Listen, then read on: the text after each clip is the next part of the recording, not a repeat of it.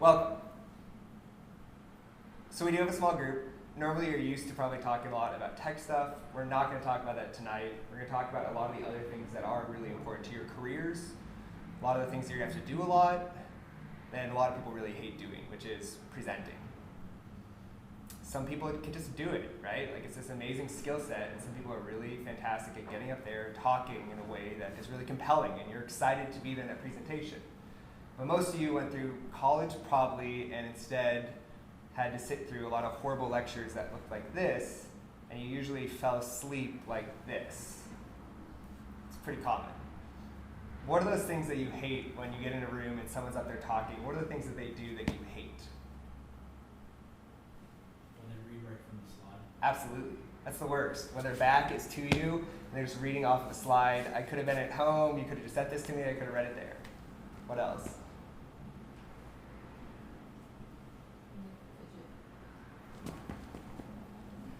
Yeah, absolutely.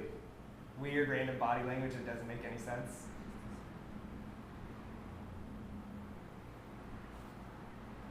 They get a tunnel vision and they pretend that they're the only one in the room talking. Yeah, absolutely. It's like they could just be sitting talking anyway. It doesn't matter who's in the room at all.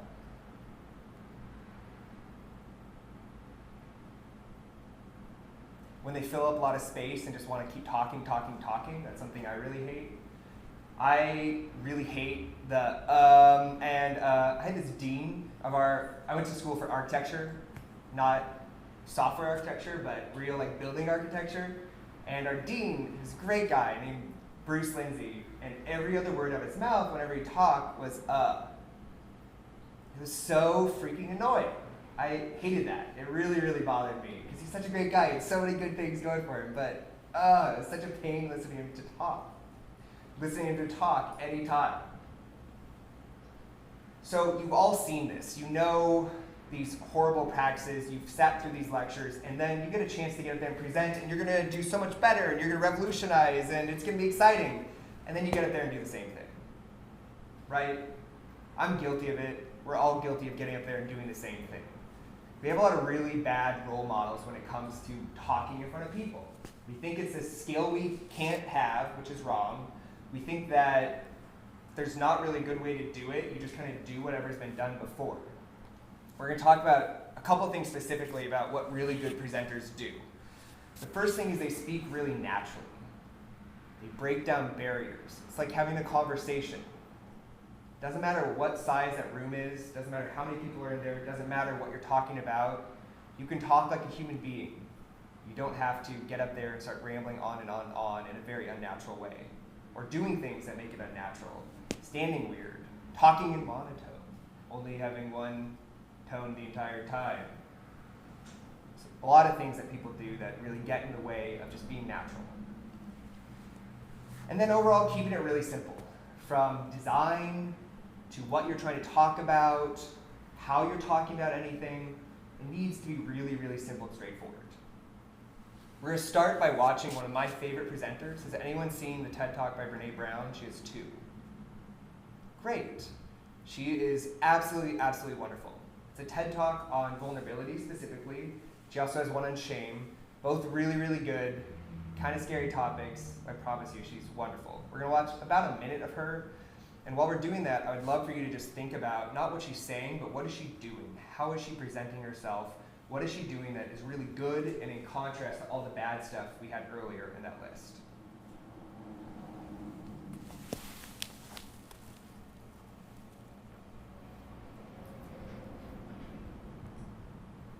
They fully embrace vulnerability. They believed that what made them vulnerable made them beautiful.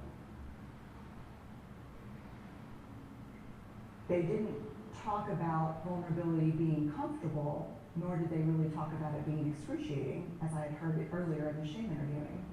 They just talked about it being necessary. They talked about the willingness to say I love you first. The willingness to do something where there are no guarantees. The willingness to breathe through waiting for the doctor to call after your mammogram. the willing to invest in a relationship that may or may not work out. They thought this was fundamental. I personally thought it was betrayal. I could not believe I had pledged allegiance to research. It's a good TED Talk, but we don't need to hear the whole thing. What stood out in that short clip of what she's doing that was great? Because I think she's pretty good. Go for it. Yeah, she paused. She let, and it sounded like her brain wasn't running at 1,000,000 miles an hour. She was like coming out piece by piece slowly.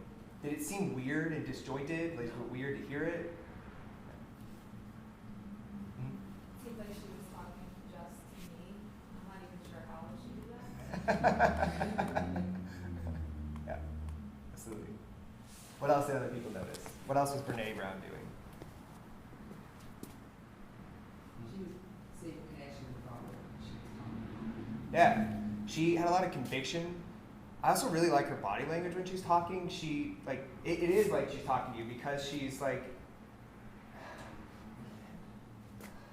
you know, like, you're like, ah, yeah, absolutely. I connect with that. It's like a real person I'm talking to, not just standing behind my podium. What else stood out? She did make eye contact with different people in the audience. Yeah, absolutely. She was kind of speaking to different segments. If you see the whole TED Talk, she does an amazing job at making something that is really personal come across as really personal, which sounds weird, but she's up on stage spilling her heart about vulnerability being the core of everything that's important in life. If human beings are here because, well, we don't need to talk about because, but one of the fundamental things of being human is human connection. And the core of that is being vulnerable and real with people. And it's an amazing topic. She has a story of struggling with it, fighting back against it, understanding from a research perspective, incorporating it into her life, and it's a wonderful speech. She's so good for all those reasons. And I like the first thing we talked about was space, because this is what people are absolutely the worst at when they are presenting. Rambling. Filling space with little fillers like this. I hope I warned you, tonight's interactive. You're going to be practicing this right now. What you're going to do is find someone you do not know, spend about 5 minutes getting to know them, because you're going to present to the rest of the group in 30 seconds or less about that person, using space and not using fillers. All those like, any word that you're using to kind of bridge a gap in your speech where you're thinking, we're going to point that out to you. And you're not allowed to do it.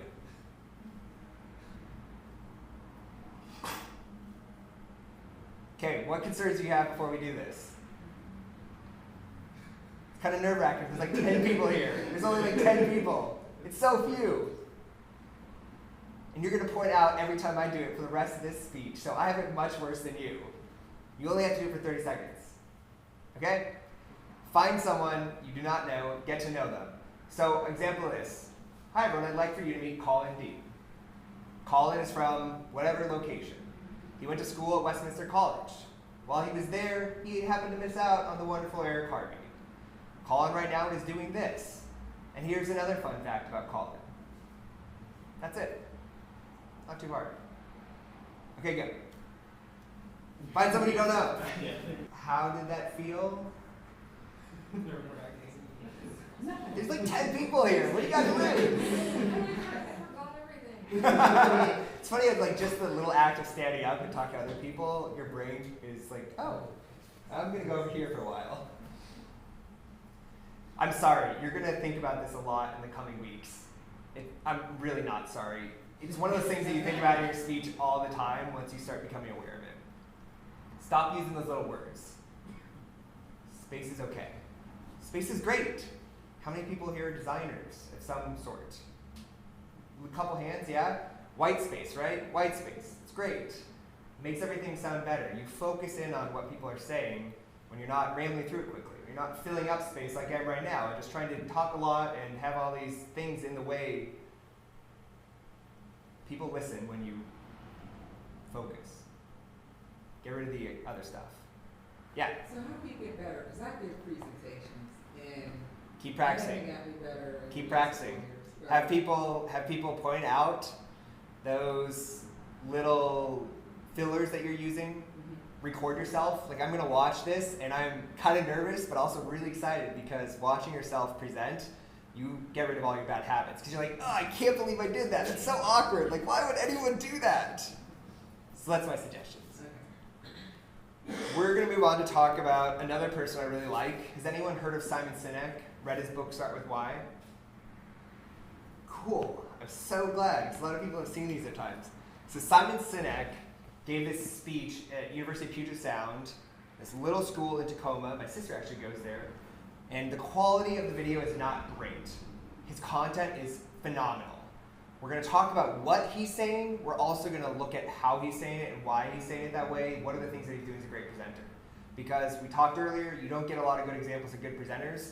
Let's have a couple more.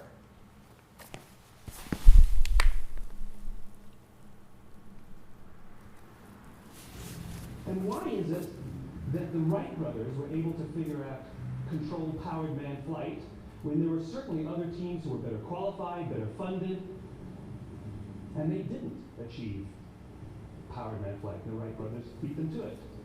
There's something else at play here. About 3.5 years ago, I made a discovery.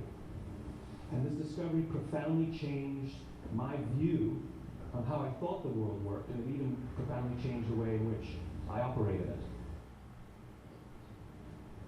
As it turns out, there's a pattern. As it turns out, all the great and inspiring leaders and organizations in the world, whether it's Apple or Martin Luther King or the Wright brothers, they all think, act, and communicate the exact same way, and it's the complete opposite to everyone else.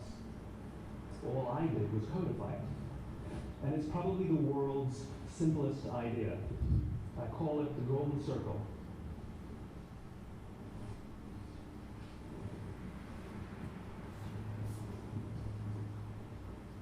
Why, how, what? This little idea explains why some organizations and some leaders are able to inspire where others aren't. Let me define the terms really quickly. Every single person, every single organization on the planet knows what they do, 100%. Some know how they do it, whether you call it your differentiating value proposition or your proprietary process or your USP. But very, very few people or organizations know why they do what they do. And by why, I don't mean to make a profit. That's a result. It's always a result. By why, I mean what's your purpose? What's your cause? What's your belief? Why does your organization exist? Why do you get out of bed in the morning? And why should anyone care? Well, as a result, the way we think, the way we act, the way we communicate is from the outside in. It's obvious. We go from the clearest thing to the fuzziest thing. But the inspired leaders and the inspired organizations, regardless of their size, regardless of their industry, all think, act, and communicate from the inside out. So let me give you an example. I use Apple because it's easy to understand and everybody gets it. If Apple were like everyone else, a marketing message from them might sound like this. We make great computers. They're beautifully designed, simple to use, and user-friendly. Want to buy one? Nah. And that's how most of us communicate. That's how most marketing is done, that's how most sales is done, and that's how most of us communicate interpersonally. We say what we do, we say how we're different or how we're better, and we expect some sort of behavior, a purchase, a vote, something like that. Here's our new law firm. We have the best lawyers with the biggest clients. We have, we always perform for our clients, do business with us. Here's our new car. It gets great gas mileage. It has, leather seats. Buy our car. But it's uninspiring. Here's how Apple actually communicates. Everything we do, we believe in challenging the status quo. We believe in thinking differently. The way we challenge the status quo is by making our products beautifully designed, simple to use, and user-friendly.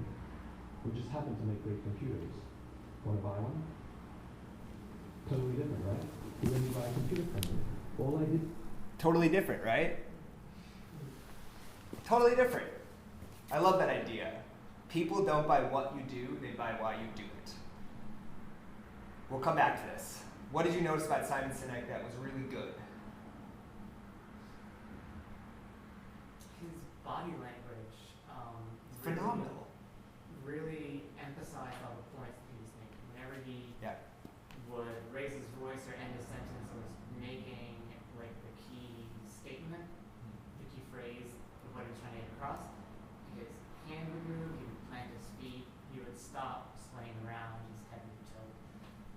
Absolutely. I love particularly that last part where he's just like, right? It's like totally different. It's not hard to do.